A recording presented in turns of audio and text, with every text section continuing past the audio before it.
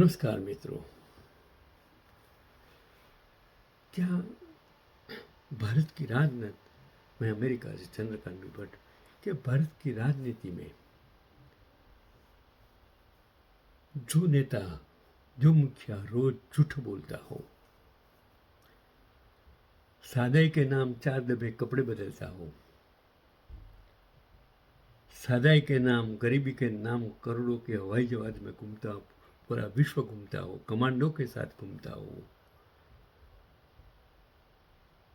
क्या भ्रष्टाचार करे, बेईमानी करके एमपी एमएलए को खरीद कर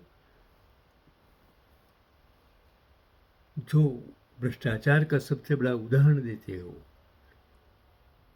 वो लोकशाही सच में लोकशाही है कि नहीं, वो मैं आप कर छोड़ देता हूँ। क्या नेता आपको आज पसंद है? वो सोशल मीडिया से बनाया हुआ एक नेता है, गलत रास्तों से इलेक्शन को जीत कर बनाए गए हुए नेता, वो आपको मुबारक। मैं इनसे सहमत नहीं हूँ। साल था 1956। दिल्ली की एक ठंडी शाम, रेल मंत्री लाल बहादुर शास्त्री अपने दफ्तर में फाइलें निपटा रहे थे। उसी बीच एक फ़ोन आया घर से। आवाज़ थी ललिता शास्त्री जी की, चिंता से डूबी हुई। अनिल अभी तक घर नहीं पहुंचा। स्कूल से निकले घंटों हो गए, कुछ पता नहीं। एक पिता का दिल पलट गया। शास्त्री जी की आंखों में चिंता की एक लहर सी दौड़ गई, पर उसने उनके चेहरे पर कोई भाव नहीं, बस एक सीधी दृढ़ आवाज़, सरकारी गाड़ी अभी घर भेज दो। कार घर पहुंची। ड्राइवर बेटे को ढूंढने निकला। कुछ देर बाद अनिल सुरक्षित मिल गया। घर में राहत सी सांस लौट आई। सब ठीक हो गया। लेकिन कहानी यहीं खत्म नहीं होती। असल कहानी तो उस अगले दिन सुबह शुरू होती है। अगली सुबह शास्त्री जी दफ्तर पहुंचे। ड्राइवर को बुलाया। एक शांत मुस्कान के साथ पूछा, कल कार मेरे घर गई थी? मैं तो कार में बैठा ही नहीं था। सही? ड्राइवर ने कहा, जी सर, बिल्कुल आप कार्यालय में थे। कार तो घर थी, गई थी लड़के को खोजने। बस इतना सुनना था कि शास्त्री जी ने अपनी जेब से बटुआ निकाला, नोट गिने, एक पर्ची निकाली और बोले, ये सरकारी कार के कल के किलोमीटर का पूरा किराया है। सरकारी गाड़ी का निजी काम में उपयोग मैं कैसे बर्दाश्त करूं? दफ्तर में खामोशी छा गई। लोग एक दूसरे को देखते रह गए। वो देश का रेल मंत्री था, लेकिन उससे भी पहले वो खुद से ईमानदार था। आज बड़े बड़े नेता दर्जनों गाड़ियों लिए घूमते हैं, और एक शख्स ऐसा भी था जो अपने बेटे को ढूंढने के लिए भेजी गई सरकारी गाड़ी का किराया खुद भर देता था और खुद सरकार दफ्तर में बैठकर अपने बेटे को ढूंढने की बजाय काम कर रहा था, क्योंकि उसके लिए ईमानदारी एक नियम नहीं, उसका स्वभाव था। शास्त्री जी महज एक नेता नहीं, बल्कि भारत की उस मिट्टी की सुगंध थे जिसमें सादगी और स्वाभिमान धुला हुआ था। 5 फुट 2 इंच के उस छोटे से कद वाले इंसान का आत्मबल इतना विराट था कि उन्होंने दुनिया के सामने घुटने टेकने के बजाय उपवास रखना बेहतर समझा।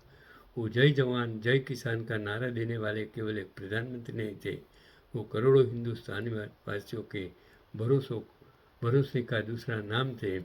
एक ऐसा वजीरे आजम जिसके पास अपनी कोई निजी कार तक नहीं थी, लेकिन जिसका चरित्र आज भी पूरे देश की विरासत की सबसे कीमती संपत्ति है।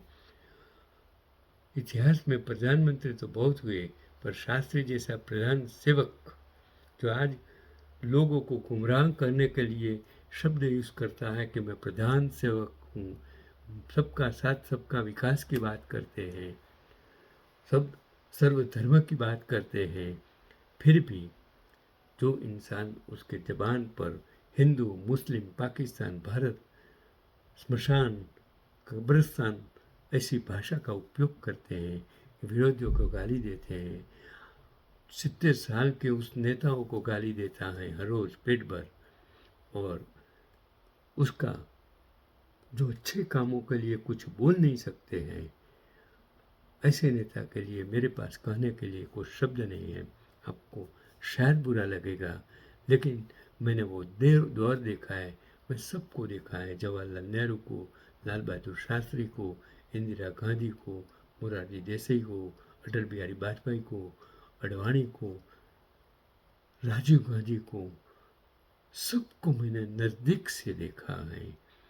वो दौर था, वो मैंने देखा है, वो नेता थे, वो मैंने देखे हैं। वो गाँव में घूमने वाले रियल जो नेता थे, सादगी भरे नेता थे, वो मैंने देखा था। और आज आज सादगी अगर जीवित होती तो उसका चेहरा लाल बहादुर शास्त्री जैसा होता। अगर विश्वगुरु होता तो लाल बहादुर शास्त्री जैसा होता। अगर सच्चा देशभक्त होता तो गलत रास्ते से सत्ता प्राप्त नहीं कर सकता, क्योंकि वो अटल बिहारी वाजपेयी होता। आज न तो कोई आज सत्ता में बैठे 12 साल से और 3 दशक गुजरात में बैठे हो वो नेता न तो लाल बहादुर शास्त्री बन सकता है, न तो अटल बिहारी वाजपेयी बन सकता है, न तो अडवाणी बन सकता है, और न तो मोरारजी देसाई बन सकता है, न तो जवाहरलाल नेहरू, गांधी, सरदार या इंदिरा गांधी और राजीव गांधी बन सकता है। वो नेता थे,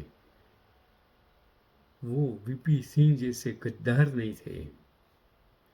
वो जेपी आंदोलन करके आज देश में, अन्ना हजारे जैसे आंदोलन करके देश में लुटेरे पैदा नहीं करते। वो लोग थे जो सच थे, ईमानदार थे, देशभक्त थे। आज उसको गाली मत दो। मैं इन सभी को नमन करता हूँ। यही आज का